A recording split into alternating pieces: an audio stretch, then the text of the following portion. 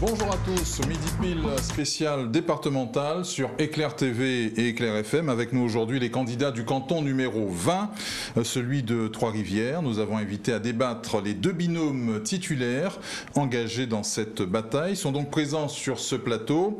D'un côté, Jimmy Fosta et Fabienne Thomas, bonjour. Bonjour Monsieur Fandéré.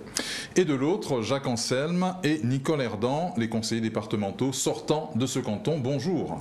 Bonjour Monsieur Fandéré, bonjour à Madame Thomas, Monsieur Fosta. Soyez les bienvenus sur nos antennes. Merci d'avoir accepté notre invitation. C'est le binôme Anselme-Herdan qui a été tiré au sort pour ouvrir les débats. Et le dernier mot, en fin de débat, donc reviendra au binôme Thomas-Fosta. Pour commencer, on va donc vous demander de vous présenter tout simplement à nos auditeurs et téléspectateurs, même si ceux de votre canton vous connaissent globalement, et de nous préciser également les raisons de votre engagement donc, dans cette bataille électorale. Donc la parole à Jacques Anselme et Nicole Herdan. Honneur aux dames.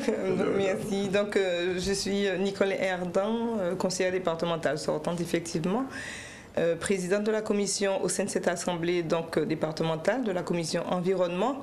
Et donc, je suis impliquée dans différentes instances au sein de cette collectivité. Et sur le plan professionnel, donc, je travaille dans le domaine de l'écologie en tant que cadre supérieur de l'administration. Très bien. Jacques Anselme. Alors Jacques Anselme, donc je suis professeur à la retraite, donc je suis au conseil départemental en tant que premier vice-président du conseil départemental, et donc j'assure donc le portail de beaucoup de dossiers, mais en particulier celui de l'éducation, de la construction des œuvres sociales, des œuvres scolaires. Et je m'occupe entre autres des 42 collèges de Guadeloupe. Très bien. Les raisons de votre candidature? Mais quand vous êtes engagé politiquement, vous avez cette envie de servir les citoyens, donc ça dépasse toute autre ambition. Et c'est vrai que professionnellement, engagé dans certains domaines, je me dis que pour donner le caractère opérationnel, faire en sorte que ça avance, apporter des réponses, parce que je suis également présidente d'une association qui œuvre pour la précarité, donc c'était une façon d'apporter des réponses plus rapides. Et les raisons de mon renouvellement, en fait, aller plus loin, amplifier la dynamique engagée, et c'est vrai que le contexte Covid nous impose d'aller encore plus loin dans les réponses à accorder aux citoyens. Jacques Anselme. Eh bien, ma motivation, elle est intacte depuis plusieurs années. J'ai été au niveau des associations très actif. Je suis un politique aussi très mobilisé, très disponible. Et donc, je porte donc un nombre de dossiers, que ce soit dans le quotidien de mes administrés, et aussi donc sur le domaine de la Guadeloupe. Et que par conséquent, nous avons entamé un certain nombre de dossiers, Mme Herdan et moi-même, et nous avons donc, au-delà du quotidien que nous gérons, une série de dossiers donc, qui sont innovants, que nous avons lancés au niveau du conseil départemental, et nous voulons donc pouvoir les faire aboutir. Et il y a donc un certain nombre de situations aussi post-Covid qui imposent donc de la disponibilité, mais aussi de la réactivité et surtout de l'expérience pour aller le plus vite et le plus loin possible. Très bien. Fabienne Thomas, même question. Vous présentez les raisons de votre engagement dans cette bataille électorale. Ça fait permettez d'abord que je salue la population du 20e canton.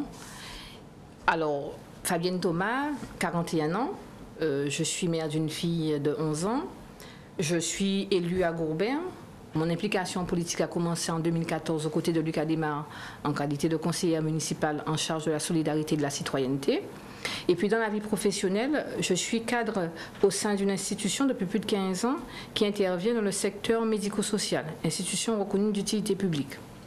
Alors mes motivations dans le cadre de ces élections, donc c'est tous les jours dans mon quotidien que je suis confrontée aux difficultés que rencontrent les personnes âgées, les personnes en situation de précarité, les personnes en situation de handicap. Et le conseil départemental étant chef de file de l'action sociale, en tant que professionnel, je souhaiterais aujourd'hui contribuer à la mise en œuvre de toutes ces politiques sociales définies par le conseil départemental. Très bien. Jimmy Fosta. Oui, bonjour à tous, bonjour à la Guadeloupe, bonjour aux habitants particulièrement du canton numéro 20 qui nous concerne aujourd'hui. Alors donc Jimmy Fosta, j'ai 41 ans, je suis père de 2 enfants. Je suis élu au conseil municipal de Trois-Rivières depuis 2014. Je suis également depuis 2014 membre du centre communal d'action sociale. Je suis conseiller régional sortant et professionnellement je suis installé sous la commune de Trois-Rivières à la tête d'une structure qui œuvre dans le secteur sanitaire et dans le handicap. Là, puisque vous nous posez la question de notre engagement, en Guadeloupe aujourd'hui, quand on constate, on a, au moment où on vous parle, plus de 50 000 personnes sans emploi. On a plus de 40 000 bénéficiaires du RSA. On a plus de 35% de la jeunesse de 20 à 30 ans qui se trouve aujourd'hui sans activité. Et depuis la crise Covid, on a tous les mois plus de 1000 nouveaux bénéficiaires du RSA, sachant que le RSA en 2017 représentait 75% du budget de la collectivité départementale. Et c'est tous les jours, de par mon activité professionnelle, de par mon engagement aux côtés de la population de Trois-Rivières, mais également des autres communes de la Guadeloupe, puisque j'œuvre un peu partout et notamment sous les communes du canton, que je me rends compte qu'il y a une vraie attente, qu'il y a une nécessité d'accompagnement. Et nous pensons, Fabienne Thomas et moi-même, que nous avons notre rôle et notre place à jouer auprès de cette population pour nous permettre effectivement d'être efficaces, d'être aux côtés de ces personnes en grande souffrance, puisque la crise Covid a accentué une situation qui était déjà existante et nous savons aussi que les 42 conseillers départementaux sortants avaient un rôle à jouer de relais d'un certain nombre de dispositifs sur le territoire et nous voulons réellement avec Fabienne Thomas mettre ces dispositifs à la disposition de tous. Très bien, on aimerait comprendre à présent vos trajectoires politiques respectives. Vos binômes se présentent devant les électeurs sous quelle bannière, Jacques Anselme? Alors nous, c'est très clair, nous sommes soutenus par le GUSR, Madame Véronique Coléodin et moi-même. Moi je suis d'une municipalité donc, dont le maire, après avoir été donc, socialiste, est inscrit donc, au GUSR.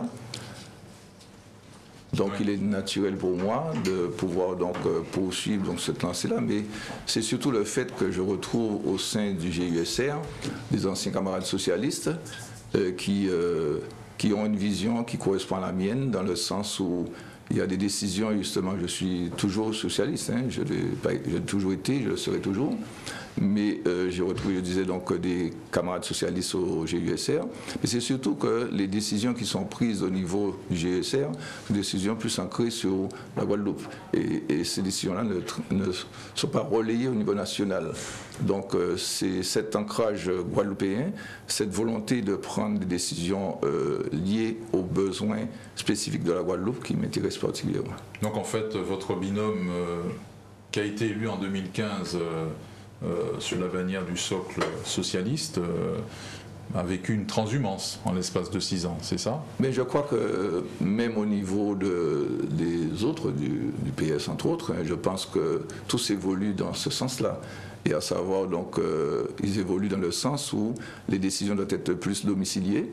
Et donc, pour ma part, ça fait très longtemps, d'ailleurs, j'étais de ceux qui avaient pensé depuis longtemps que nous devions aller vers une assemblée unique. Ça n'a pu se faire à un certain moment. Aujourd'hui, donc, je pense que le chemin est quelque part pris. Donc, je m'inscrirai sans aucune difficulté à ce niveau-là. Très bien. Nicole Erdan. Oui, si je peux apporter un complément. Effectivement, en 2015, quand je me suis présentée aux élections, ce qui m'a animée, ce sont les valeurs du socle de gauche. Je n'ai à aucun moment appartenu au Parti socialiste. Je considère que la Guadeloupe il y a trop d'attentes pour se quereller. Et effectivement, quand on regarde en face où la gauche et la droite se tiennent la main, désormais, je pense que je n'ai pas varié. Ma trajectoire, elle est rectiligne.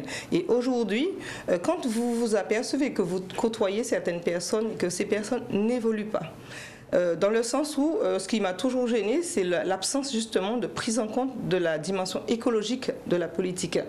Et je n'étais pas, ça ne correspondait pas à mes valeurs. Donc permettez qu'on évolue, hein, et on se rend compte, on pèse et puis on sous-pèse et on se rend compte que ça ne correspond pas. Donc on rectifie la trajectoire et c'est exactement ce que je fais. Donc plus de solidarité, plus d'écologie et j'interagis avec le territoire en fonction de ses besoins. Voilà, donc ce qui explique un peu la motivation. Et aujourd'hui, pareil, hein, soutenu par le GISR, aux côtés de M. Ancel. Jimmy Fosta. Oui, M. Vandéry. Votre trajectoire politique Ma trajectoire, elle est fidèle à l'engagement que j'ai aux côtés des Trois-Riviériens depuis 2014. Je ne me définis pas comme étant un homme de parti, je ne suis membre d'aucun parti politique. Nous avons su opérer au sein du canton de Trois-Rivières, donc qui comporte 5 communes, sur l'ensemble des 5 communes, un rassemblement des forces politiques. Donc ce qui signifie effectivement que vous verrez à nos côtés des hommes que l'on peut étiqueter à droite, comme Lucas Desmar, d'autres traditionnellement à gauche. Mais nous avons d'abord pensé territoire, nous avons d'abord pensé à la vision que nous voulions pour le canton, avant de nous soucier d'une quelconque appartenance politique ou aller chercher le soutien d'un parti par opportunisme. Nous sommes vraiment dans cette construction et dans cette vision, dans cette dynamique que Fabienne Thomas et moi nous incarnons. Fabienne Thomas. Alors, en ce qui me concerne, je suis issue du groupe UFG, l'Union des forces robériennes, qui aux dernières élections municipales a été battue par le groupe du maire en place. Et donc Jimmy Fosta, lors de l'élection de 2015, a été à nos côtés suppléant de l'un des membres de l'UFJ. Donc aujourd'hui, dans le cadre de ces élections, il était tout à fait normal pour nous déjà de montrer à nos électorats, puisque je tiens à rappeler que nous avions quand même un nombre de suffrages suffisamment important lors des élections municipales, que nous existons, que nous sommes là, et donc aux côtés de Jimmy Fosta, avec qui nous avions déjà travaillé, c'était sans aucune difficulté que nous avons pu aujourd'hui créer ce binôme. Très bien. Jacques Anselme de Colerdon. Vous me permettez d'ajouter quelque chose, parce que M. Fosta dit effectivement qu'il n'a pas d'appartenance politique. Je trouve surprenant qu'aux élections départementales, il n'en ait pas, puisque il est quand même soutenu par le Parti socialiste et que par conséquent, il devra faire un choix au niveau de la collectivité départementale. Parce que lorsque viendra le moment de l'élection du président du conseil départemental ou de la présidente, il faudra faire un choix. Et là, à ce moment-là, ce choix-là, il sera un choix porté par un groupe politique, porté par une sensibilité politique, ne pas dire autre chose. Oui, vous avez tout à fait raison, effectivement. Vous parlez du suppléant, du remplaçant de... Non, je parle de... La majorité travaille, va se dégager. Ça va se dégager, bien sûr. La majorité travaille, va se dégager. C'est que M. Ansem, lui, en tant que vieux routinier de la politique, il anticipe déjà les tractations qu'il pourrait y avoir. Nous ne sommes pas dans cette démarche. Nous savons que Fabienne Thomas et moi, demain à l'Assemblée départementale, nous saurons travailler avec les élus, avec la majorité qui sera en place. Nous ne sommes pas inscrits dans cette logique partisane. Nous n'avons pas eu besoin de signer un contrat de convergence pour dire qu'on pourrait travailler avec X ou Y. On n'est pas dans cette logique. Et c'est ça qu'il faut qu'on arrive à dépasser à un certain moment ici aussi en Guadeloupe, c'est de se dire qu'on est déjà à se dire, bon, il y aura le 3e tour, que fera un tel, à compter les voix, combien de conseillers j'aurai. Non, ce n'est pas ça. Il faut effectivement, nous allons gagner ces élections départementales, et une fois au sein du conseil départemental, nous saurons nous positionner pour être efficaces auprès de la population. Il va bien falloir choisir entre les candidats. Non, mais oui, mais bien évidemment, mais là vous allez un peu vite en besogne. Vous allez vite en besogne, monsieur Van Derek. Mais M. Fenderis me permettait d'ajouter, pour moi il est très clair, bon, peut-être que je suis un vieux routier de la politique, mais je connais quand même les enjeux et le fonctionnement de la collectivité départementale. Je sais pertinemment que lorsque l'on est élu d'une minorité, on ne participe pas à la commission permanente. Alors on se décide de toutes les actions qui sont menées par le conseil départemental. Quand on n'est pas dans la majorité, on a 3 réunions par an, 3 plénières ou 4 plénières par an, et on est très rarement au courant de tout ce qui se passe au conseil départemental. Voici la réalité. Donc ça veut dire que M. Ansem connaît déjà les résultats, il sait déjà quel groupe sera majoritaire, quel groupe sera minoritaire, donc ce n'est pas la peine d'aller solliciter le suffrage des électeurs, puisque vous avez déjà fait l'élection, vous savez qui sera majoritaire, qui sera minoritaire. Donc, je n'ai pas fait l'élection, mais on sait les candidats qui sont en présence, on sait les forces qui sont en présence. Donc demain, ça veut dire que demain, dans la minorité, vous serez complètement inactif. C'est ce que vous êtes en train de nous dire, vous. Parce que non, je ne serai pas de la minorité, c'est sûr, certain. Puisque vous ne serez pas élu déjà, mais en plus, vous préjugez déjà du résultat de l'élection. C'est quand même pas normal. Laissez au moins aux Guadeloupéens le soin de choisir leurs élus. Monsieur Fosta, jusqu'à maintenant, les citoyens de Trois-Rivières nous ont choisis, Mme Nicole Erdan et moi-même. Par exemple, en 2015, on nous a choisis. Pourquoi? Parce que nous apportions de la sérénité, de la confiance, de la disponibilité, et nous savons pertinemment que ce choix sera le même en 2021.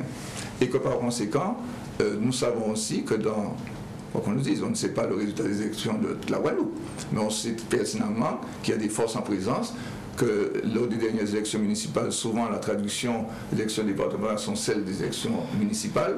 Vous avez perdu aux dernières élections municipales, vous êtes dans un groupe où vous êtes associé à une autre équipe qui a aussi perdu. Par conséquent, au niveau si vous faites de la comptabilité, on ne fait pas d'arithmétique en politique, mais si on fait une projection quand même, vous avez toutes les chances de perdre et donc les chances de gagner. C'est là où vous vous trompez, M. Anselme et Mme Erdan, c'est que vous avez justement raisonné en termes d'arithmétique politique. Vous avez voulu additionner les maires en disant qu'on a... C'est un débat. J'aimerais bien aussi. Ce que vous devez aussi comprendre et admettre, c'est que dans toutes les majorités municipales, nous avons des soutiens, y compris à Trois-Rivières, y compris à Gourbert. Donc quand vous positionnez sous le résultat des élections municipales passées, les élections municipales, en fait c'est un contexte, nous ne refaisons pas le match des élections municipales. Il faut que les électeurs comprennent bien que là, nous sommes dans une élection départementale où nous choisissons des conseillers départementaux. Les maires sont en place, les majorités sont en place, il n'y a pas de problème, on ne remet pas ça en cause. Aujourd'hui, ce sont des élections départementales où les cartes sont redistribuées, les compteurs sont remis à zéro, et je peux vous garantir que sur l'ensemble des communes du territoire, nous avons des soutiens forts dans toutes les majorités. Je dis bien dans toutes les majorités que composent. Si m'est permis d'intervenir quand même. Donc de se dire qu'on a déjà le résultat des élections parce qu'au municipal, il y avait tel ou tel résultat. Non, c'est vraiment faire un déni de démocratie et insulter les électeurs qui n'ont pas encore choisi leur représentant. Nicole Erdan. Alors, merci M. Fenderi de me permettre justement de m'exprimer sur ce sujet. Et je considère, en fait, quand on observe l'évolution de la carte géopolitique du Sud-Bassin, le citoyen s'est exprimé. Et le citoyen s'est exprimé largement. Quand on regarde les 5 communes constitutives du canton, Trois-Rivières, Gourbert, Terre de Haut, Terre de Bas et Vieux-Fort, ça donne la direction. Nous ne pouvons pas, en tant que conseiller départemental, dire que le citoyen, la voix du peuple s'est exprimée et aller à l'encontre de cette voix-là. La voix du peuple s'est exprimée dans la commune, au sein de la commune de Trois-Rivières contre une forme d'injustice. Et le maire Jean-Louis Francis que nous soutient. La voix du peuple s'est exprimée à Gourbert également, parce que contre cette forme d'immobilisme de la commune de Gourbert, effectivement. Donc nous sommes à l'ère du changement. Le maire de Gourbert a été renouvelé. Donc Claude Edmond, Terre de Haut a changé, Terre de Bas, le maire a changé, et la commune de Vieux-Fort également. Et je profite, si vous me le permettez, d'insister sur le soutien appuyé des 3 maires, le maire de Trois-Rivières, de Gourbert, de Vieux-Fort, mais le soutien appuyé également de ce qu'on appelle une sorte de hold-up à Terre de Haut. Quand on voit celui qui vous soutient, l'actuel maire de Terre de Haut, je dis que c'est une insulte à la population. Donc nous avons à Terre de Haut, Louli Bonbon, et nous avons à Terre de Bas, Madame Vala, et à Vieux-Fort, le premier maire adjoint de Vieux-Fort, donc Gladys Bourgeois. Donc c'est la voix, le citoyen justement, qui a voulu ce changement, et en tant que conseiller, on regarde ce changement, puisqu'on est de gauche, on n'est pas en train de chercher à faire des alliances de contre-nature pour exister à tout prix. Parce que quand on est conseiller municipal de l'opposition, on n'a aucune possibilité de se faire entendre. Et j'ai vécu pour ma part ma position de conseillère départementale, conseillère municipale de l'opposition à Gourbert pendant 2 mandatures, et la dernière mandature, il était impossible de faire cette jonction avec les missions du conseil départemental, et permettez-moi de vous dire que le CECAS en a beaucoup souffert, et les citoyens en ont souffert. Je souhaiterais intervenir sur 2 choses. Déjà, M. Anselme, effectivement, et comme vous l'avez dit, Mme Erdan, sur le territoire de Gourbert, la population a voulu un changement. Un changement puisque pendant toute la période de la campagne, on disait qu'il fallait remplacer, qu'il fallait changer parce qu'il fallait laisser place au dynamisme et à la jeunesse. Donc moi, je suis convaincue que la population de Gourbert va continuer ce changement et laisser place au dynamisme et à la jeunesse et mettre un terme à cet immobilisme que nous rencontrons sur le territoire. Et ensuite, pour ajouter, c'est vrai que je suis membre du CCAS et il est vraiment dommage aujourd'hui que j'entende dire que vous n'avez pas pu mettre en place la politique du conseil départemental au sein du CCAS. Madame Erdon, je vous donne un exemple tout simple. Pendant 6 ans, nous avons organisé chaque année la Semaine Bleue. Vous avez été chaque année invité en qualité de conseillère départementale. Jamais vous n'avez osé honorer l'invitation, alors que c'est une manifestation relayée par le conseil départemental et organisée par le CCAS. Donc, je vous entends, j'entends bien ce que vous dites. Je réponds. Donc, non, mais si, non, on est en train d'échanger. Je vous dis simplement que je suis la conseillère départementale du canton, évidemment, mais je suis une conseillère départementale sur toute la Guadeloupe. Et il m'est arrivé, justement, d'aller représenter la présidente de la collectivité départementale à Trois-Rivières, à Pointe-à-Pitre et ailleurs. Et simplement pour vous dire également que, puisque vous défendez l'ancien maire, s'il m'avait invité, parce que vous n'étiez peut-être pas au courant, le maire m'a toujours invité en tant que conseillère municipale. Je veux qu'on respecte la conseillère départementale que je suis, élue au suffrage binominal direct, toujours Madame Nicole Erdon, conseillère municipale. Je n'ai jamais été sollicitée.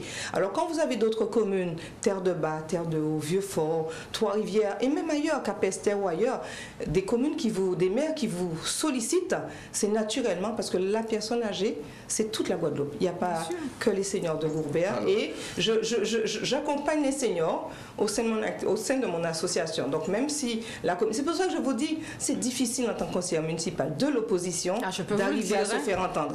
D'arriver à se faire entendre. Je le vis depuis, je peux vous le dire. C'est vous qui ne voulez pas nous rejoindre à la mairie de Gourbert. Le maire vous a demandé de venir. Quand il y a une politique qui est éteinte, quand la population dit non, il faut savoir personnellement, vous me parlez, vous m'a demandé personnellement de venir. Ah, mais j'observe, hein. Non, mais je n'ai pas de regret. Je n'ai aucun regret parce que quand je regarde certaines attitudes, je n'ai aucun regret. Alors, je voulais simplement ajouter à ce qu'a dit Mme Erdon, c'est que dans la période de pandémie que nous connaissons toujours, et justement la période de confinement, moi, je suis témoin avec Mme Erdon de la difficulté qu'il y a eu parce qu'on a fait le portail de repas. Et ça a été extrêmement compliqué d'assurer ce portail de repas à Gourbert, en particulier. À Gourbert, parce que justement les relations avec le CCAS, le repérage des personnes. Voilà, si ça n'a pas été fait. N'a pas été fait, donc on n'avait pas une liste adéquate. Donc on ne savait pas du tout. D'ailleurs, Mme Erdon s'est battue une première fois personnellement pour justement ce portail de repas. Et ensuite, elle a même dû avoir une liste complémentaire qu'elle a cherché elle-même à constituer. Voilà, donc pour montrer sa présence. Si Mme Erdon m'avait sollicité en qualité élue au CCS. Je me suis adressée au maire, madame. Mais Mme Erdon, quand même, nous sommes collègues, nous étions collègues au conseil municipal. Vous savez, dans l'urgence, il y a 5 communes. Je m'adresse directement maire et DGS. Et donc, juste pour rebondir sur les propos de Mme Erdon concernant les résultats des dernières municipales.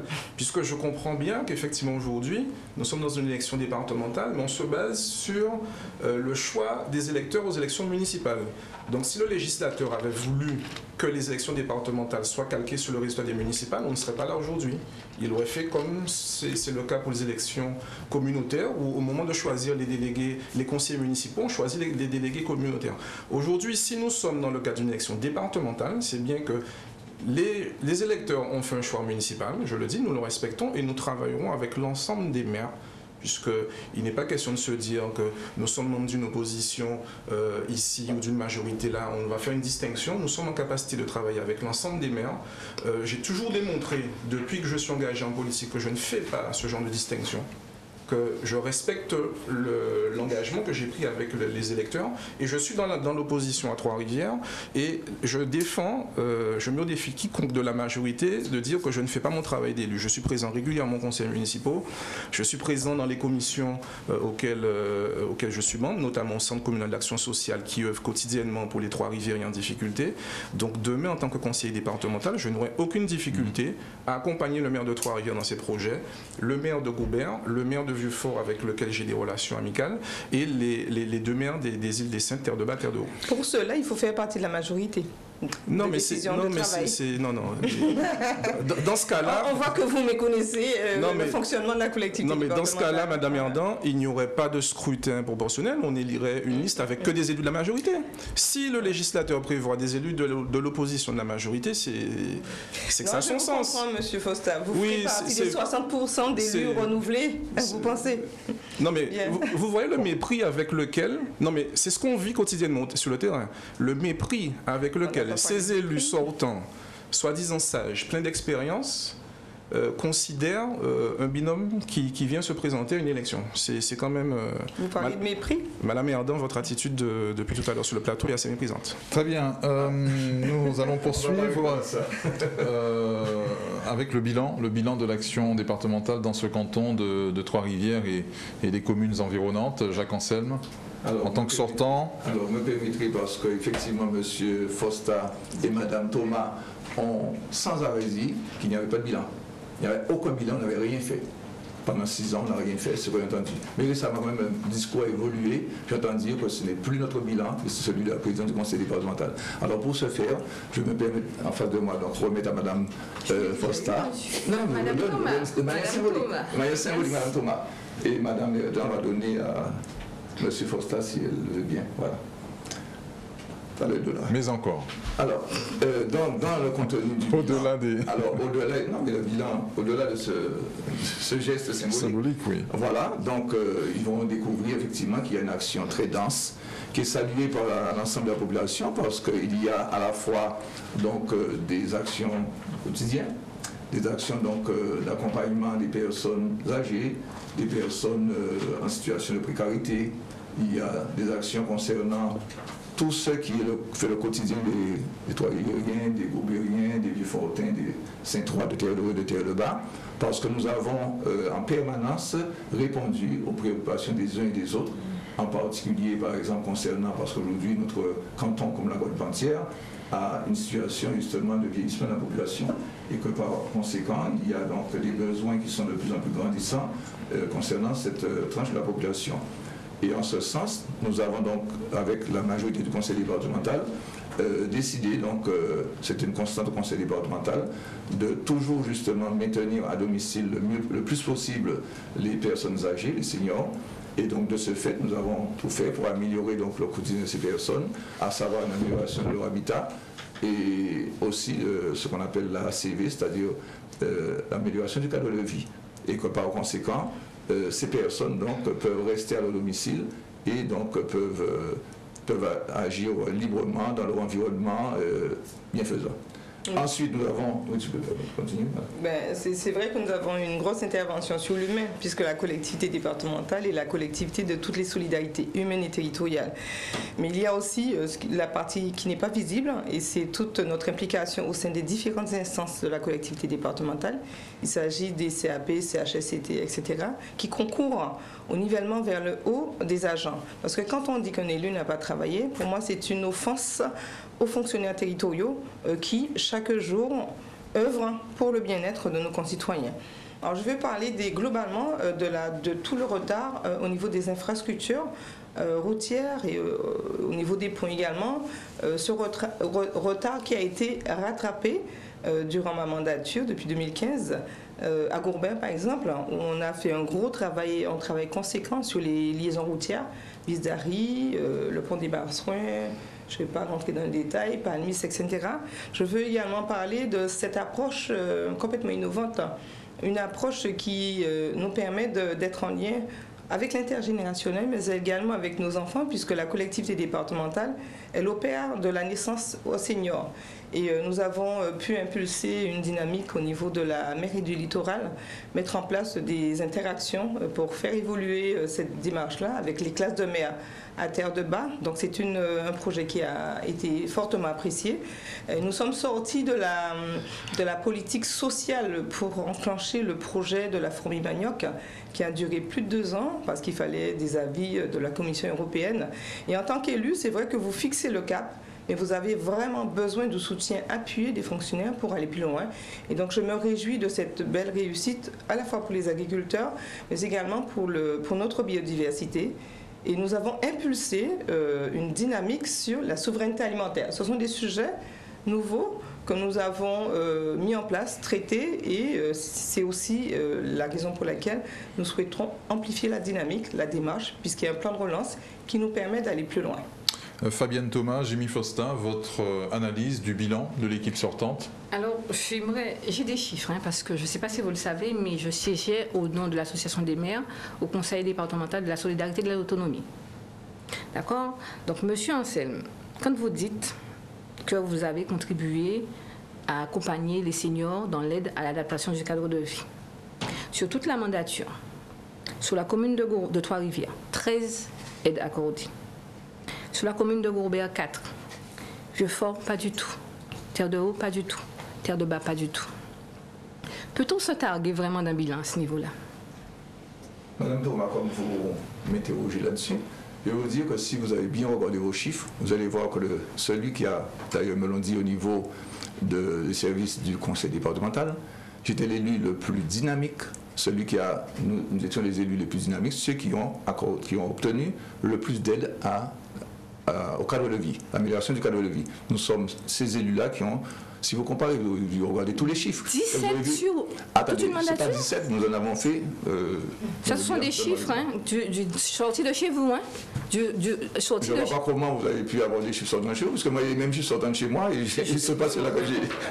Ah bon? Je vais vous donner les rapports que je reçois chaque année, que je reçois, puisque je suis membre, je vous rappelle, du Conseil départemental de solidarité et d'autonomie. Monsieur Anselme, les éléments. Je crois qu'il faut également noter le rôle prépondérant que joue la collectivité communale dans ces actions-là. C'est vrai que ça a manqué, je pense qu'il y a manqué ce trait d'union pour que la collectivité fonctionne dans sa pleine dimension.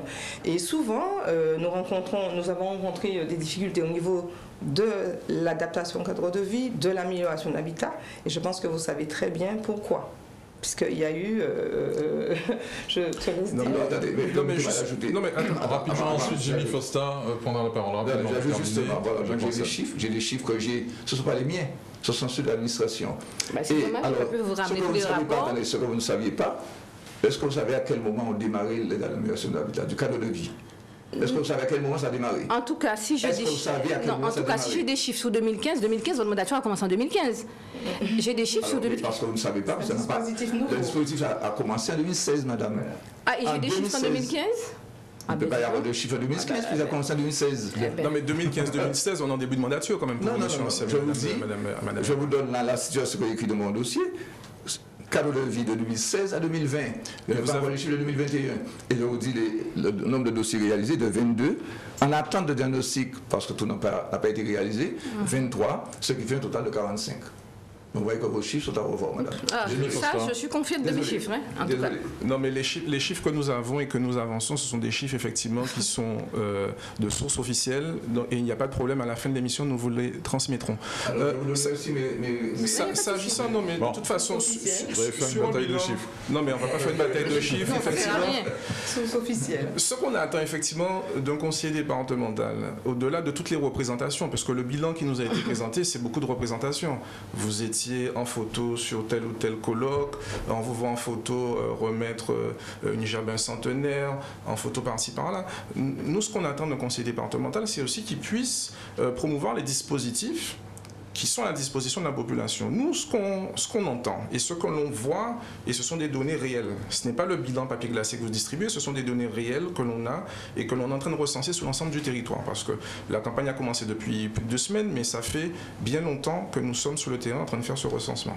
C'est que le conseil départemental, en tant qu'entité, le conseil départemental, effectivement, a un bilan qui est correct. D'ailleurs, M. Anselme reconnaissait il n'y a pas si longtemps que Madame la Présidente était son amie, qu'il partageait un bilan qui était un très bon bilan, même si j'entends l'inverse maintenant depuis le début de la campagne. Maintenant, sur notre canton, les dispositifs n'ont pas été suffisamment relayés. Et ce qu'on attend d'un conseil départemental, c'est pas que le jour de la semaine bleue, il ait représenté la présidente à Pointe-à-Pitre-en-Sbientran, mais qu'il soit sur le terrain aux côtés des personnes âgées du canton. Puisque si l'élection est sectorisée et que vous avez un ancrage géographique, c'est bien que vous soyez présente, Madame Erdan, sur ce territoire-là, pas que vous soyez tout le temps absente du territoire quand on vous cherche. Le conseil départemental sur le canton, c'est trop peu, vraiment trop peu d'investissement sur les dispositifs. On a parlé effectivement effectivement du cadre de vie, mais il y a des dispositifs aussi pour les jeunes de 18 à 25 ans, ceux qui sont avant d'entrer au RSA. Si on peut éviter à ces jeunes-là de ne pas rentrer dans le dispositif du RSA avec les mesures d'aide pour accompagner ces personnes qui veulent aller passer le permis.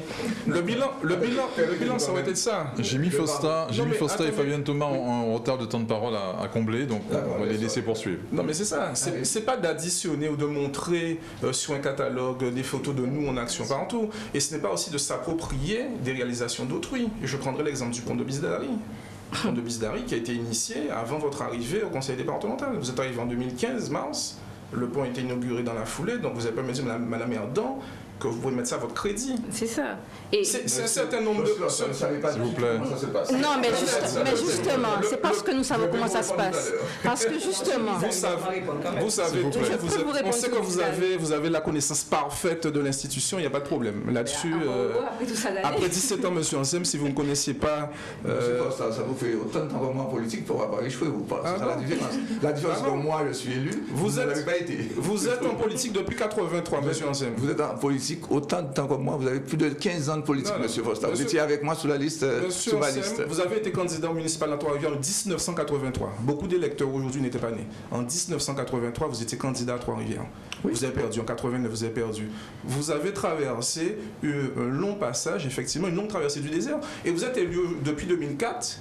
Et depuis 2004, vous naviguez comme ça d'un bord à l'autre. Donc ne me faites pas de leçons aujourd'hui d'historique en politique. Monsieur Fosta, vous avez été candidat, vous, à toutes les élections qui sont passées. Vous le savez bien. J'ai été candidat à quelle élection? Vous avez été candidat aux élections départementales, vous avez été candidat aux élections municipales, vous avez été candidat aux élections... J'ai été deux fois aux élections municipales. Mais oui. Et aux élections départementales, vous l'avez été avec... Vous étiez... J'étais suppléant. J'aurais bien aimé, monsieur du concret. Allez-y. Là, on va pas se... Avant de continuer, je voulais simplement dire quelque chose. D'après ce que je comprends et que monsieur Fosta vient de dire, c'est que aller fêter un centenaire, c'est anodin et c'est faire semblant. Non, mais c'est ce que vous avez dit, c'est ce que j'ai compris. À tel point que j'ai été choquée le 21 mai dernier. J'ai été choquée. Une centenaire de Gourbert, le 21 mai dernier. Vous imaginez, a reçu dans sa boîte aux lettres une carte postale, une carte d'anniversaire comme un citoyen lambda. Une centenaire de Gourbert. Alors, je peux comprendre. Et ensuite, pour couronner le tout, elle a été honorée par le conseil départemental, par Brigitte Rode, conseillère départementale de Bastia. Oui, on est... Et quand moi je l'ai eu au téléphone, cette centenaire... Moi, je suis allé à Baïf aussi, non, honoré. Quand j'ai eu cette centenaire, elle était outrée. Attendez, je suis allé moi aussi à Baïf, honoré de centenaire à Baïf. Je suis venu aussi... Oui, il n'y a pas de souci, mais sauf que moi, quand j'ai eu cette centenaire à la veille de son anniversaire, elle était outrée. Elle était outrée, elle ne comprenait pas. Vous êtes en train de dire le contraire de ce que me disait M. Fosta tout à l'heure, parce qu'il nous a donné la représentation, alors que nous sommes allés fêter quand nous tout simplement, pour nous, c'est chaque année que tous les CCAS envoient au conseil départemental la liste des centenaires prévus pour l'année. Donc, mettre dans un bilan que vous fêtez un centenaire, pour nous, ça montre l'action sociale du conseil départemental. Elle est diverse. Oui, elle est diverse, c'est aussi cela. À mon avis, c'est aussi cela, madame. Si ce bilan était vraiment... Laissez terminer, madame Thomas. S'il y avait autant de choses à mettre dans ce bilan élogieux, je pense qu'on aurait peut-être fait abstraction de toutes ces photos. Bien. Nicole Erdan, je gère aussi les temps de parole. Oui. Donc, voilà. Merci. Non, mais simplement répondre sur le pont de Bisdari, parce que je pense qu'on n'a pas du tout la même information, parce qu'effectivement, c'est un pont, il faut le reconnaître, hein, pour les travaux ont démarré il y a au moins 10 ans. Non. Le lancement d'opération date d'au moins 8 ans, parce qu'il y avait entre un maire qui était... Mais permettez que je termine, voilà, c'est ça, permettez que je termine, merci. Entre un maire qui avait cette volonté, hein, on ne va pas le dire, on ne va pas le sous-estimer, négliger. 8 ans d'arrondissement des ongles justement avec les citoyens parce que c'était compliqué. Moi j'arrive en 2015, j'ai une population qui est exaspérée, un problème d'insécurité des citoyens, des enfants qui fonctionnent dans une petite ruelle et des citoyens profondément angoissés par cette situation. Donc on m'interpelle effectivement et quand je m'intéresse au dossier, je me rends compte que ça fait 8 ans de négociations infructueuses.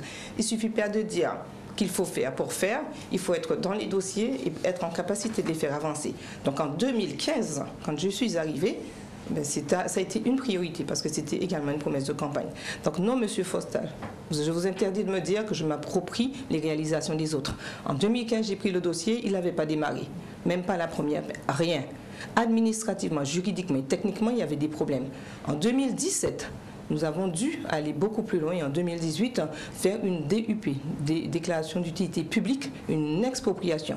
Mais c'est une phase contentieuse, donc avec le tribunal et tout, on ne pouvait pas démarrer. Et donc c'est justement en 2018 que nous avons commencé. Et contrairement à ce que vous dites, ce n'est pas 2015 l'inauguration. Nous n'avons même pas inauguré les travaux de Bisdari. Nous avons simplement fait une visite pour réaliser l'exécution de ce grand chantier qui a mis tant d'années à sortir, en 2020, janvier 2020. Et le Covid nous a limité. Voilà. 2017. Alors effectivement, donc c'était des projets qui étaient prévus, mais non prévus. C'était juste la route, pour montrer aussi comment le politique pense. Ils ont juste prévu la réfection de la route. Il a fallu qu'on fasse un deuxième pont, parce que quand on s'est rendu compte que c'était un ouvrage d'art historique, il a fallu revoir les plans. Donc ça ne se passe pas comme vous le pensez, premièrement. Deuxièmement, la canalisation d'eau que nous avons dû reprendre, qui était amiantée, ce n'était pas prévu du tout. Ça a été 500 000 € de plus injectés par la collectivité départementale sur la route de Bisdari. Il a fallu qu'on fasse le lien avec le Grand Sud Caraïbe. Voilà. Non, donc tout ça pour vous dire, mais vous écoutez tout et n'importe quoi. Quand vous vous exprimez, regardez. Été initié avant votre oui, je vous ai dit que voilà, c'est ce que je vous dis. Dans l'ancien, mais a tout fait pour freiner ce dossier-là. Il a tout fait pour freiner, non. Entre lancer l'idée. Pas en même temps. Mais les travaux n'ont pas démarré. Entre lancer l'idée, dire que ça a été une demande citoyenne. D'accord? Non, je ne dis pas le contraire. Il a effectivement, mais ça a duré 8 ans. Et il ne s'agit pas tout de dire qu'on va faire pour faire. Il faut aussi, en tant qu'élu, d'avoir impliqué, non, d'avoir pas terminé, d'avoir commencé les travaux en 2017. La démarche qui avait déjà été initiée. Mais c'est une demande citoyenne. Je ne regarde même pas. Eh bien oui, quand ça répond à la sécurité des citoyens, mais ne dites pas que je me suis approprié les travaux des autres. Non. Ne le dites pas. C'est un projet qui a été initié avant. Jimmy Fosta, allez-y. Qui était dans les tuyaux et qui n'aurait pu ne pas se réaliser. Parce qu'il a fallu aussi gérer le pont des Marsouins à hauteur de 5 millions d'euros. Parce qu'il y a une programmation pluriannuelle des investissements, on ne fait pas toujours ce qu'on veut. Voilà. Il y a des arbitrages. Il y a des arbitrages. Et il y a 32 communes. Il y a 32 communes. Donc vous démontrez. Il y a 21 cantons, donc forcément. La force d'intervention de vos conseillers départementaux. Madame Erdan, vous êtes arrivée, vous avez trouvé un projet qui est initié, vous l'avez continué, c'est tout à votre Je n'ai pas trouvé de projet initié, j'ai trouvé un projet bloqué. Ça faisait 8 ans que qu'il arrondissait les angles. Il arrondissait les angles. Permettez que je dise quand même pourquoi il arrondissait les angles. Parce que je rappelle, avant 2015, Gourbet était une commune canton. Donc quand vous êtes maire, vous mettez à disposition un foncier. Et quand vous êtes conseiller départemental, vous vous rendez compte que pour des besoins sécuritaires d'une population, vous êtes obligé de prendre sur ce foncier. Comment vous allez dire à la personne à qui vous avez donné le foncier, maintenant il faut me remettre le foncier? Eh bien on arrondit, on essaie de voir comment on arrange. Il faut savoir prendre des décisions quand le moment vient. Et ça a été la DUP, la déclaration d'utilité publique, donc d'expropriation, qui a permis de débloquer. Sinon on serait peut-être en train de tourner en rond, comme dit une certaine chanson. Merci. On va peut-être passer au dossier de l'eau. Jimmy Fosta et Fabienne Thomas, vous avez un certain retard de temps de parole, donc à vous de le combler, on ne pourra pas le faire à votre place. Sur ce dossier de l'eau, la gestion du dossier dans le canton et plus largement à l'échelle du département, il y a des problèmes d'eau dans le canton de Trois-Rivières. Les choses s'améliorent ou pas du tout? Si je peux intervenir, c'est vrai que pour être vraiment au quotidien dans cette difficulté d'eau sur Bisdari, et je peux imaginer la déception de la population parce que aujourd'hui j'entends un discours totalement différent, mais la campagne des municipales de 2020 a été accentuée vraiment sur la campagne, sur les difficultés d'eau. Et aujourd'hui, malheureusement, cette population est toujours face à cette souffrance. C'est vrai qu'aujourd'hui, il y a une distribution d'eau, mais la distribution d'eau en bouteille ne permet pas d'alimenter les chasses d'eau, ne permet pas de se doucher. Et c'est vrai que pour ma part, et la population de Bisdari que j'entends, puisque tous les jours quand je passe à Bisdari, on voit la difficulté. Et il est temps vraiment qu'on trouve une solution pérenne à ce problème. Et ça me rassure aujourd'hui d'entendre les mêmes détracteurs de 2020 revenir à la réalité et se dire que le problème est bien plus complexe et que ce n'était pas uniquement une volonté de CRT de ne pas faire les choses. Jimmy Foster. Alors, vous parlez des problèmes d'eau effectivement sur le canton. C'est vrai qu'il y a 2 communes qui sont particulièrement concernées, c'est Gourbert et Trois-Rivières depuis peu. Puisque moi, pour avoir grandi à Trois-Rivières, je suis parti quelques années en métropole, quand à l'époque je voyais des reportages avec dans certains secteurs de Guadeloupe des personnes qui étaient obligées de faire des réserves d'eau, moi je trouvais ça complètement invraisemblable et inimaginable à l'époque où nous vivons. Eh bien, depuis quelques mois maintenant à Trois-Rivières, nous subissons exactement la même chose. Nous avons des coupures d'eau de façon intempestive, sans en être prévenu. Et je suis content que l'on puisse parler d'eau aujourd'hui, puisque même si on est peut-être hors champ de compétences dans un premier temps, mais il s'agit aussi pour nous en tant qu'élus de répondre ici à une problématique bien réelle, parce que quand on va, je pense que Monsieur Anselme et Madame Erdan ne diront pas le contraire, quand on va au contact de la population, une des premières choses dont on nous parle, c'est nous panier de l'eau. Nous panier de l'eau. Donc il faudra effectivement, c'est un problème dans les politiques volontaristes, problème qu'il faudra prendre à bras le corps. Et sur Trois-Rivières, j'aimerais bien entendre aussi M. Anselme, qui est élu délégué à l'eau et à l'assainissement, sur ces problématiques que nous avons depuis quelques mois maintenant, et qui pénalise la population, mais qui pénalise aussi les commerçants et les professionnels, puisque dans le bourg de Trois-Rivières, si un salon de coiffure, on ne peut pas fonctionner sans eau. Dans des entreprises, dans certains secteurs d'activité aussi, sans eau, c'est compliqué. Sans parler des familles qui restent pendant plusieurs jours sans eau. Donc c'est un problème effectivement qui est transversal et un problème. Moi, j'aimerais, en tant qu'élu délégué à loi Trois-Rivières, entendre la position de M. Anselme sur ça.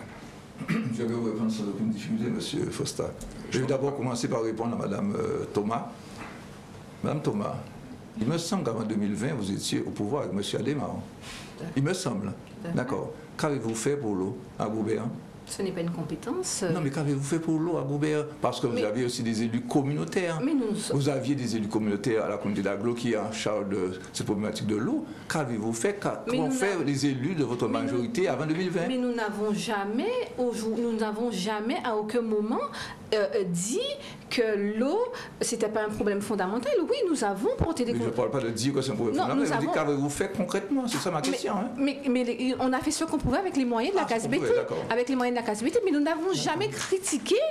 Parce que ça a été ça le problème. Parce que tout le monde est conscient qu'il y a un problème d'eau et que le problème ne va pas se régler en un jour. Madame Thomas, nous savons pertinemment qu'à Gourbert, il y a des problèmes de foncier, de traversée de tuyaux extérieurs de canalisation à Gourbert parce que Monsieur le maire, votre ancien chef d'unité, vous savez pertinemment qu'il n'a pas géré cette situation-là correctement. Et que ce qui fait que ça a freiné... Nous ne faisons pas le procès de monsieur Non, on ne fait pas le procès. Mais c'est une réalité. Je vous fais simplement un constat, madame. Nous ne faisons pas un constat.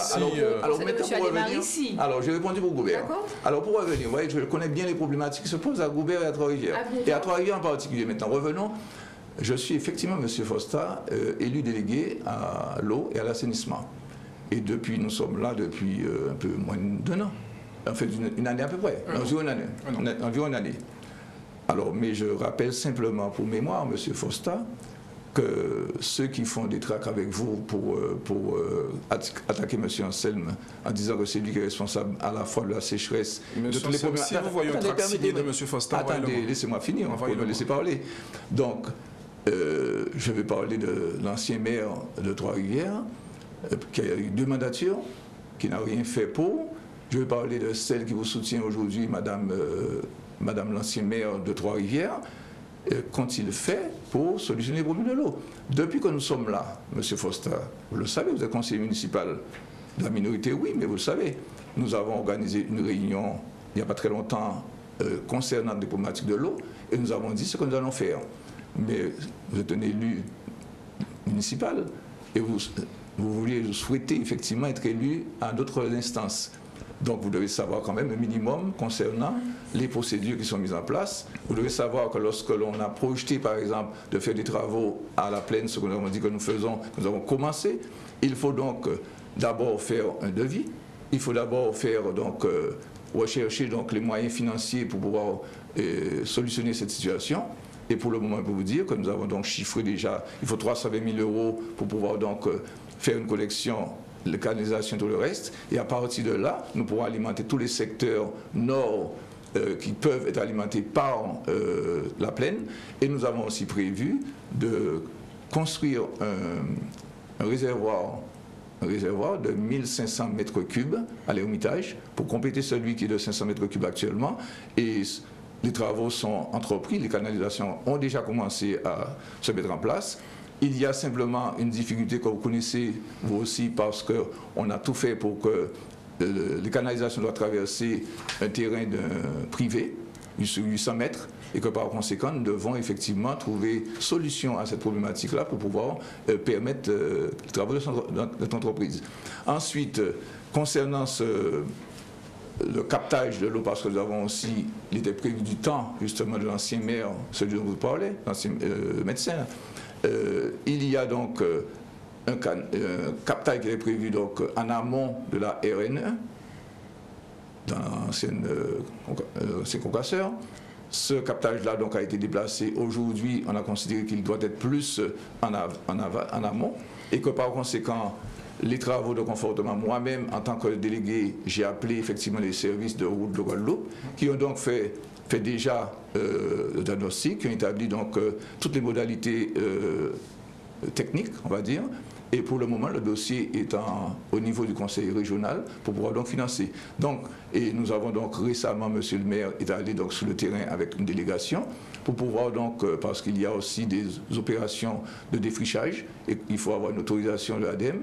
Bref, celui qui vous parle connaît parfaitement ce dossier et c'est très bien ce qui est en train d'être mis en place pour permettre pour avoir une sortie, je dirais en fin d'année, nous aurons une sortie de crise.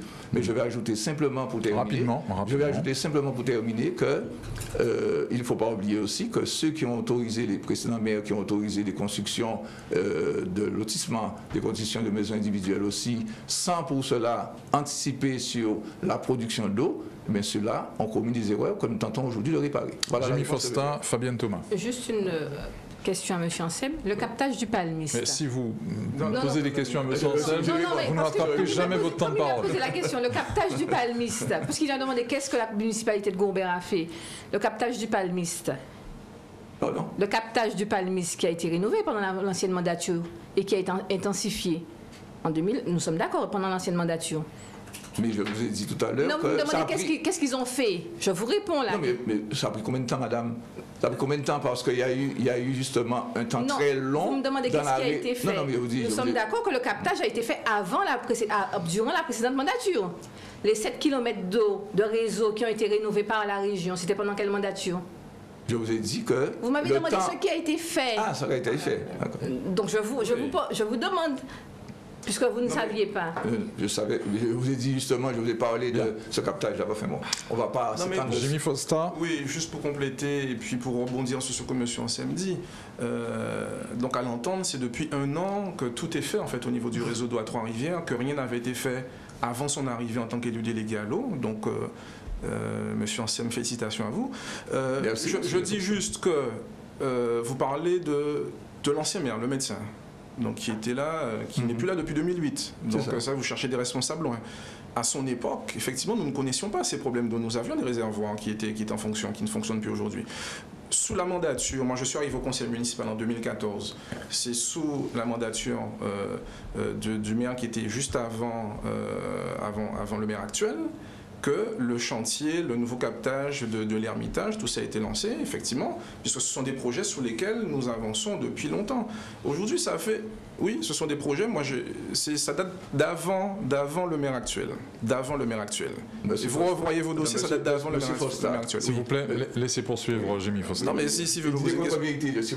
Non, mais des contre-vérités, vous n'étiez pas au conseil municipal à l'époque. Donc ça date d'avant. Je suis affaire de la commune. Ça date d'avant le maire actuel. D'accord ? C'est un projet qui est lancé, qui est initié depuis bien longtemps. Effectivement, ce sont des travaux aujourd'hui qui sont bloqués. Donc vous nous donnez des explications qu'on entend, mais la résultante c'est quoi ? C'est que nous n'avons pas d'eau. La résultante c'est cela. La résultante, c'est que nous n'avons pas d'eau. Et l'explication qui est donnée de dire que c'est la sécheresse, que c'est je ne sais pas quoi d'autre que vous avez, d'accord, le temps de traitement, il n'y a pas de problème. Mais là, on parle de la situation que l'on vit aujourd'hui. Et depuis un an, vous êtes élu délégué à cette compétence d'eau et de l'assainissement. Et on parle souvent de l'eau, et on néglige l'assainissement, mais l'assainissement aussi est une problématique sur laquelle, d'ailleurs, on se fait taper sur les doigts régulièrement par l'Union européenne. L'assainissement est une problématique aussi qu'il faudra prendre à bras le corps, parce qu'on pense souvent à la production, à l'adduction en eau, mais l'assainissement aussi doit être une priorité. Jimmy Fosta, vous allez répondre dans un moment. Jimmy Fosta, vous gardez la main pour... qu'avez-vous à proposer pour améliorer l'existant, pour améliorer la situation de l'eau, par exemple? Bah oui. Alors, notre projet, effectivement, au niveau du conseil départemental, au-delà de toutes les compétences, effectivement, Fabienne Thomas va développer, c'est cette nouvelle dynamique et ce nouveau fonctionnement que nous voulons mettre en place sur le territoire, sur le canton, avec une présence accrue de nous, en tant qu'élus, sur le terrain. Je peux comprendre, effectivement, M. Ansem est occupé avec toutes ces... J'ai vu la liste de ses obligations, de toutes les délégations qu'il a.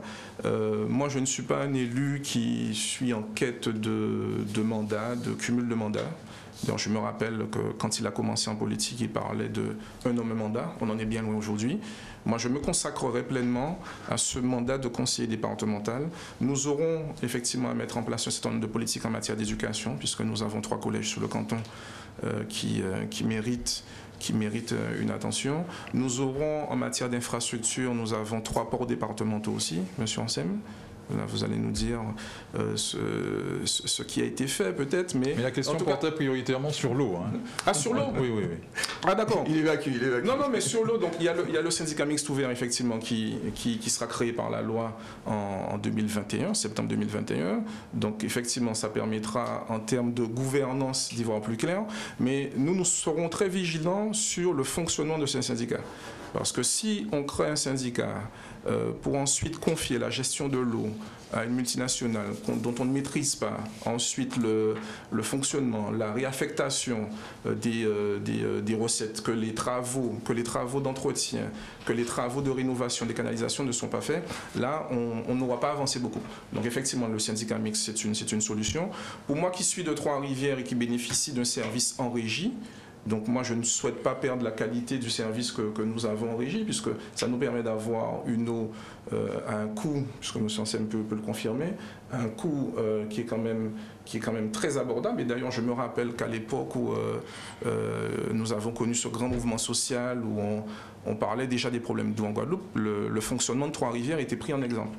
Donc nous voulons effectivement avoir un fonctionnement qui soit clair, un fonctionnement qui permette aussi aux usagers d'avoir un regard sur l'utilisation des fonds, et surtout que les travaux, que l'on fasse de l'eau vraiment une priorité, parce que ce ne sont pas les 60 ou 70 millions que j'ai entendus dans le plan d'urgence qui vont nous permettre d'y arriver. Il faut vraiment que l'on fasse de l'eau une priorité pour la prochaine mandature, et que ce soit au niveau du conseil départemental, du conseil régional, des EPCI.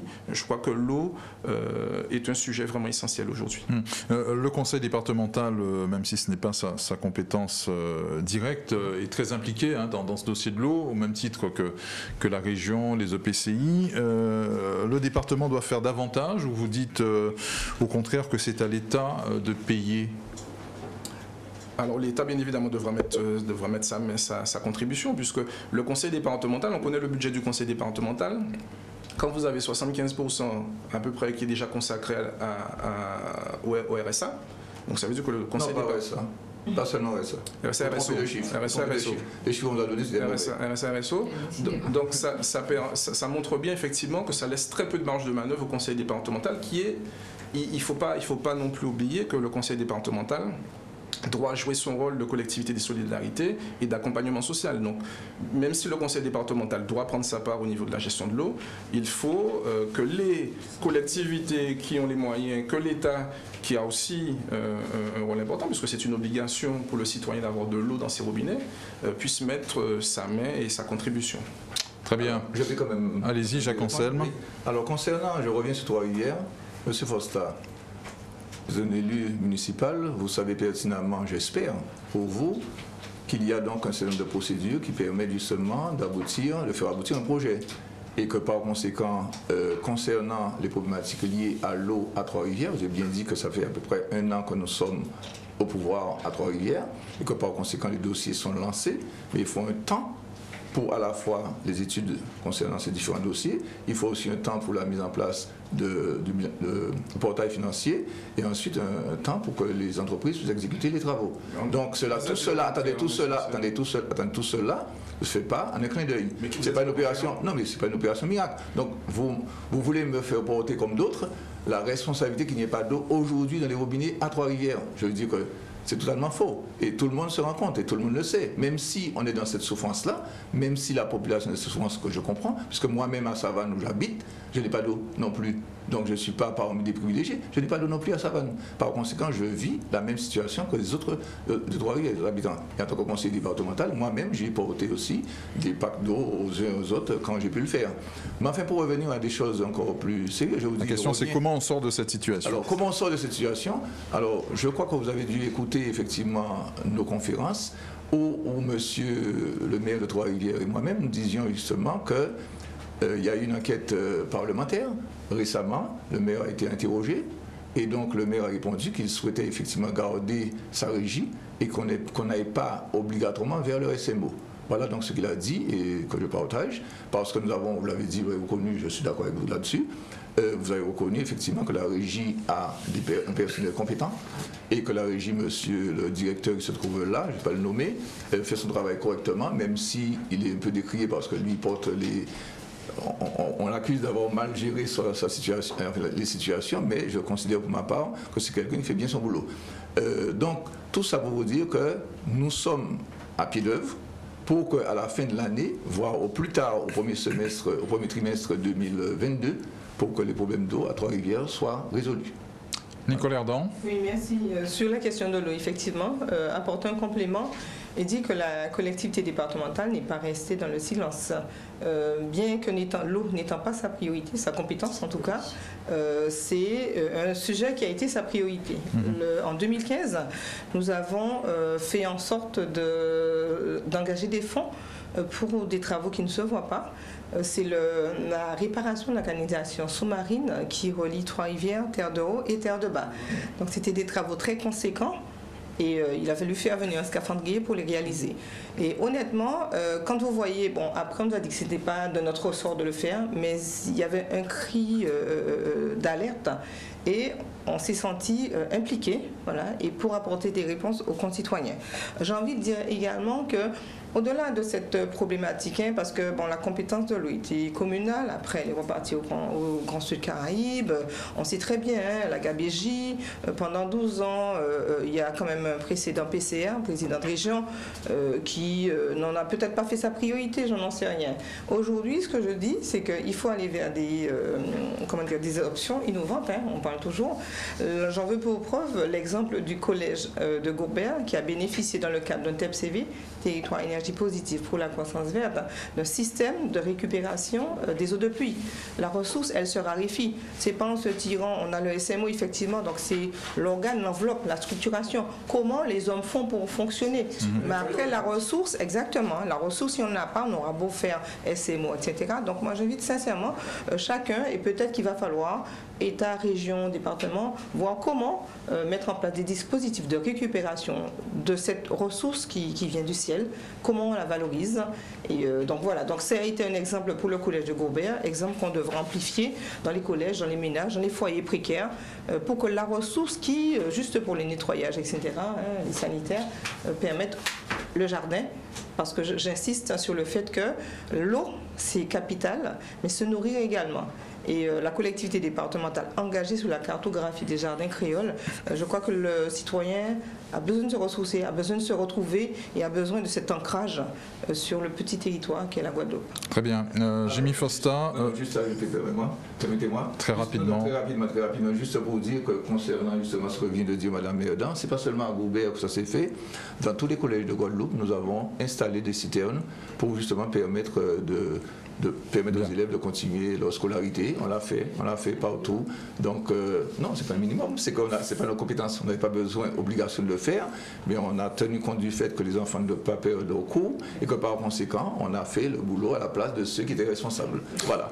Je disais que Gourben, c'était une prouesse technologique, hein. C'est une citerne enterrée. Jimmy Foster.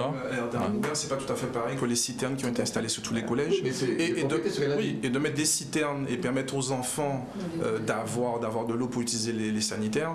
Monsieur Anselme, vous n'allez pas me dire que c'est hors champ de compétences du conseil départemental quand vous êtes en charge quand même de l'entretien des bâtiments, puisque permettre aux enfants de mettre une citerne.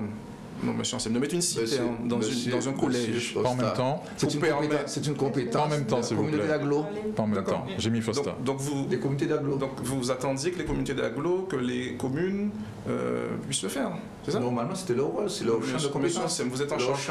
Leur champ de compétences. Comme ils n'ont pas fait, nous n'avons pas lié. Vous êtes en charge des établissements scolaires, des collèges, monsieur Anselme. On n'a pas l'obligation de le faire. L'obligation de le faire. Donc vous aurez on aimerait vous entendre. On l'a fait, justement, je vais vous dire qu'on l'a fait. On aimerait vous entendre, Jimmy Foster, sur la régie communale des eaux de Trois-Rivières. Est-ce que vous êtes sur la même ligne?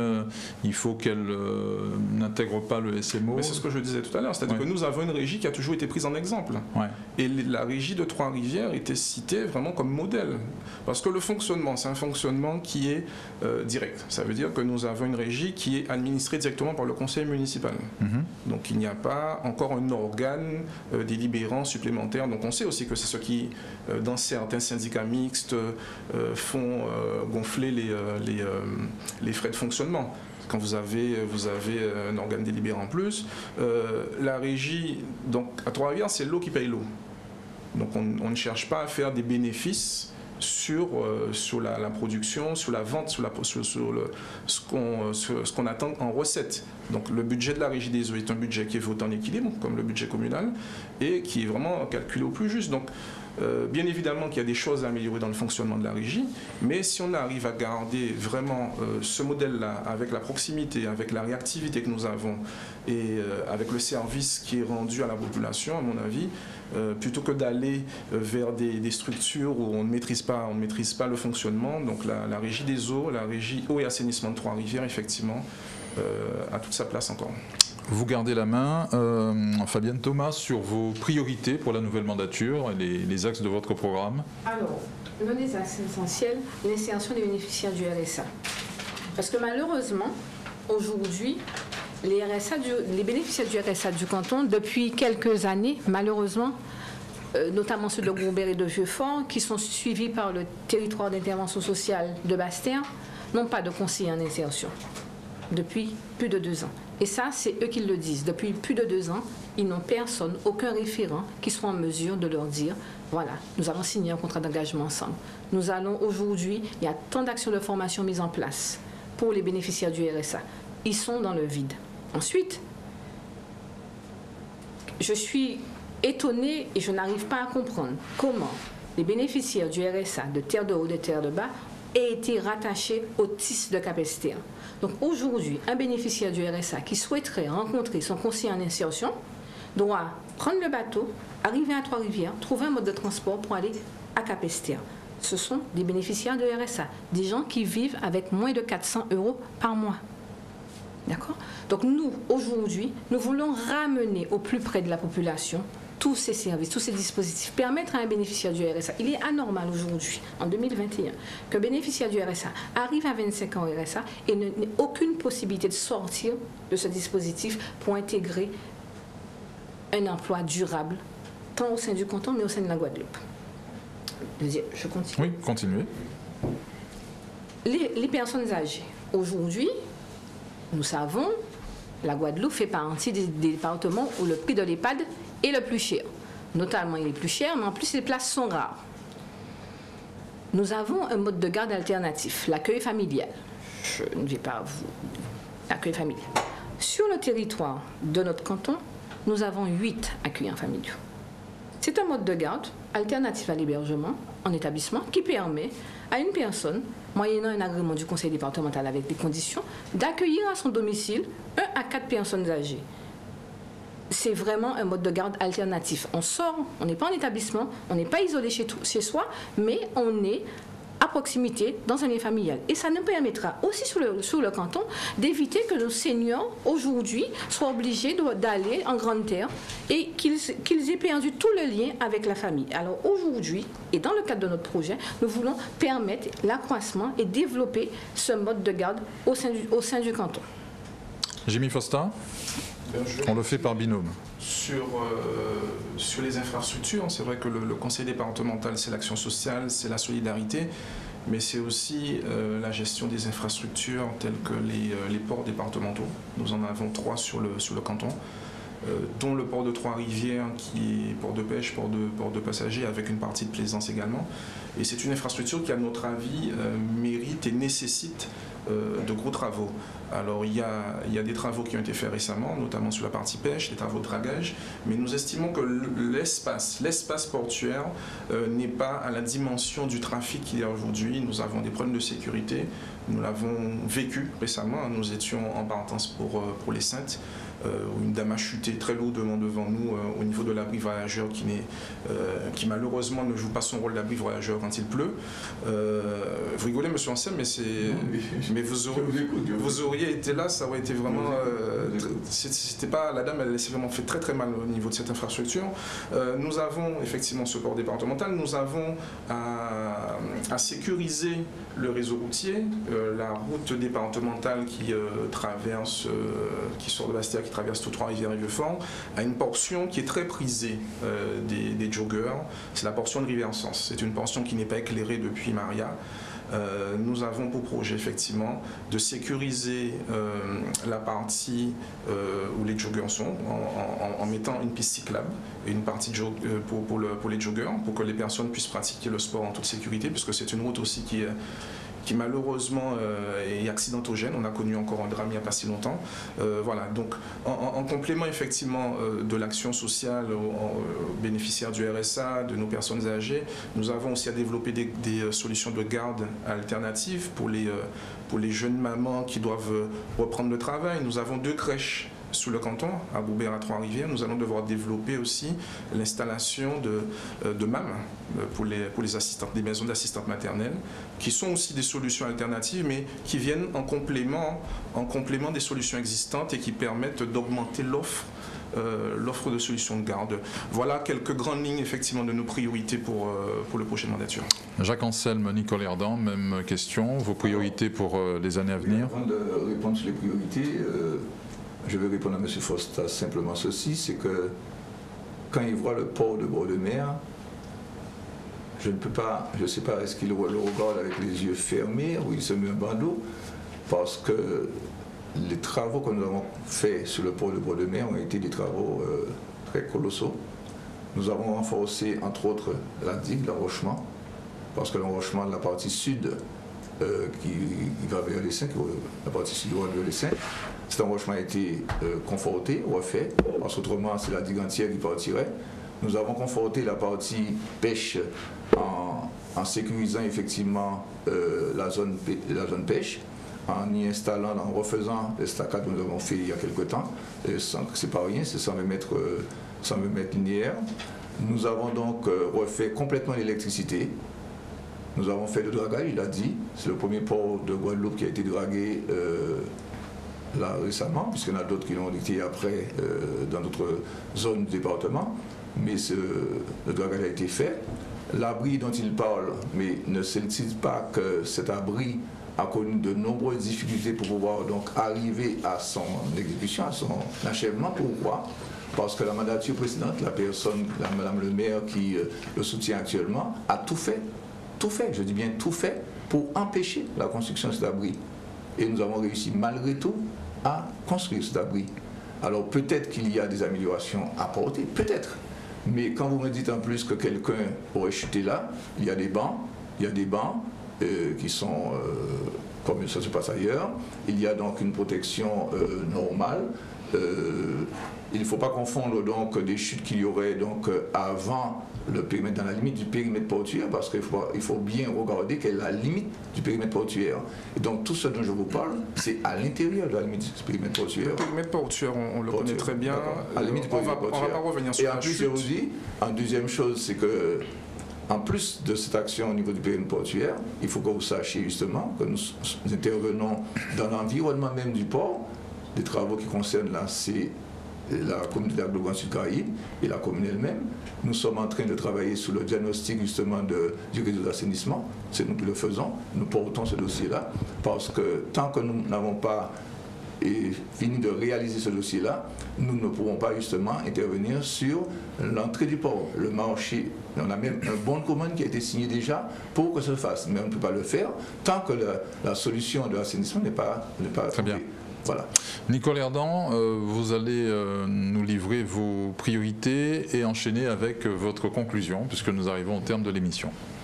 Oui, alors la priorité, elle sera très humaine, hein, puisque la crise a exacerbé les relations. Et c'est vrai que nous avons des plans, le plan de relance. Nous avons également le plan pauvreté. Il faut savoir qu'on a près de 22%. Il y a une très forte concentration du taux de pauvreté. Près de 22% des bénéficiaires de RSA, enfin de la population, est en situation de très grande pauvreté. Donc l'accent sera mis singulièrement sur cette tranche de la population. Le vieillissement également, puisque on sera très impacté. La collectivité départementale sera très attendue. Elle sera aux premières loges dans le cadre de cette problématique du vieillissement. C'est aussi source d'emploi, donc nous axerons notre priorité sur les dynamiques qui sont proposées dans le cadre de ce plan de pauvreté. Les 500 emplois prévus dans le cadre du parcours emploi compétences, c'est une convention que la collectivité départementale vient de signer pour permettre des sorties positives du BRSA. Donc nous serons très attentifs à tout ce qui est en train de se mettre en place. Et juste pour compléter, il y a quand même la reterritorialisation de la carte sociale. Et je comprends, enfin, quand Madame Thomas a dit qu'il y a des questions qui se posent sur la façon dont les BRSA devraient se rendre au guichet. C'est toute politique qui est mise en place, ça fait quoi, 2 ans, il y a une évaluation derrière, parce qu'il y a aussi des numéros d'appel pour pouvoir leur répondre. Donc concrètement, il y a une évaluation derrière qui permettra de revenir sur la façon de mieux répondre. Voilà, donc là, je vous rejoins sur ce point-là. Très bien. Effectivement. Jacques Anselme. Ça, je fais quelque chose pour les BRSA. Madame Thomas, il faut savoir justement qu'il y a à la fois l'insertion sociale, c'est la préparation de jeunes bénéficiaires du BRSA pour qu'ils puissent aller demain vers un emploi durable donc, dans l'insertion économique.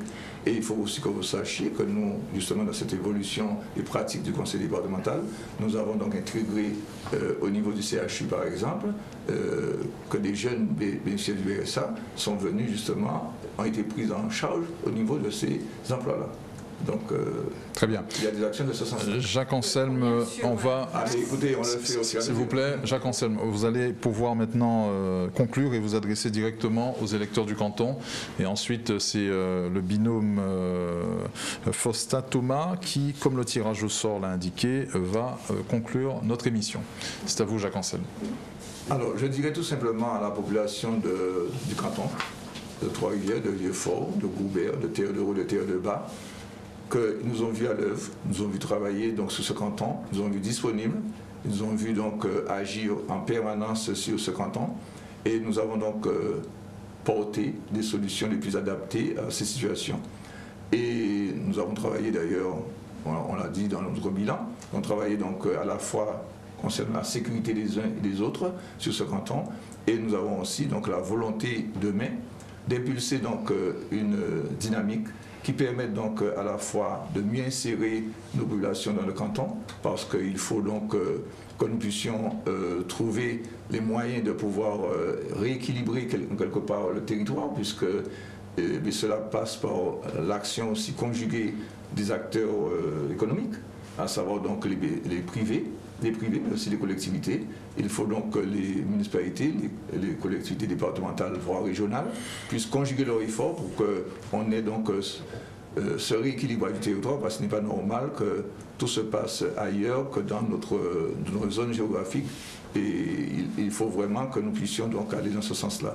Et je voudrais simplement ajouter aussi, avant que Madame passe la parole à Madame Erdan, que nous avons un binôme, justement, qui, je le disais, qui a travaillé, mais qui porte des réponses dans le quotidien. Et le binôme que vous avez, monsieur, que vous constituez, avec votre remplaçant, c'est celui-là même, votre remplaçant, monsieur Fosta, qui a freiné justement l'action du conseil départemental dans le cadre de l'amélioration de l'habitat. Alors qu'il était donc bénéficiaire depuis plus de 15 ans dans ce dispositif. Il n'a jamais dénoncé le dispositif et brutalement aujourd'hui, il le dénonce. Et ce qui fait donc que les personnes qui sont en attente de prise en charge ne peuvent pas le faire.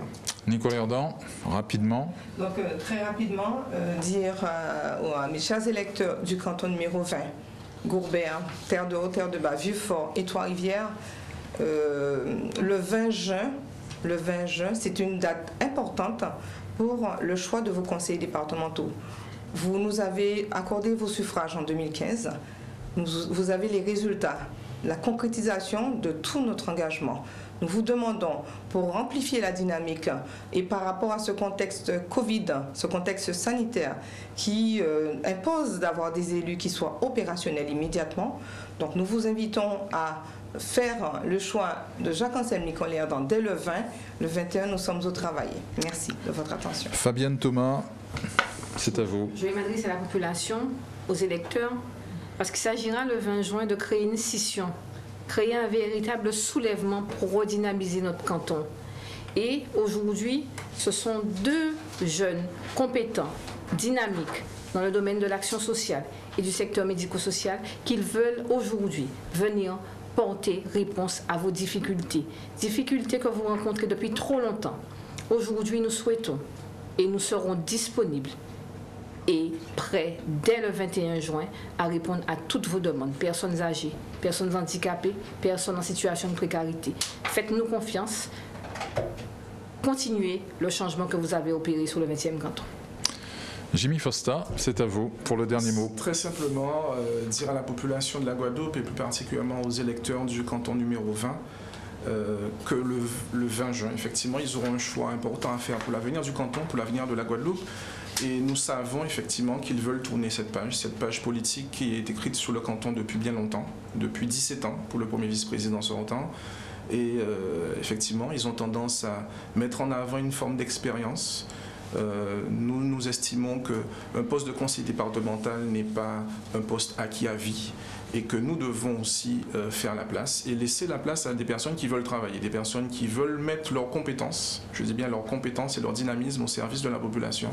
Et Fabienne Thomas et moi-même, c'est cette volonté que nous avons, cette volonté de faire, cette volonté d'être aux côtés des plus démunis, d'être aux côtés aussi des municipalités pour accompagner les projets, d'être aux côtés de toute la population, puisque nous allons, dès le 21 juin, pouvoir travailler avec l'ensemble des collectivités, avec l'ensemble des communes. Donc, le 20 juin, vous avez un seul choix à faire, c'est le choix du bulletin Jimmy Fosta et Fabienne Thomas pour que enfin revive le territoire du 20e canton.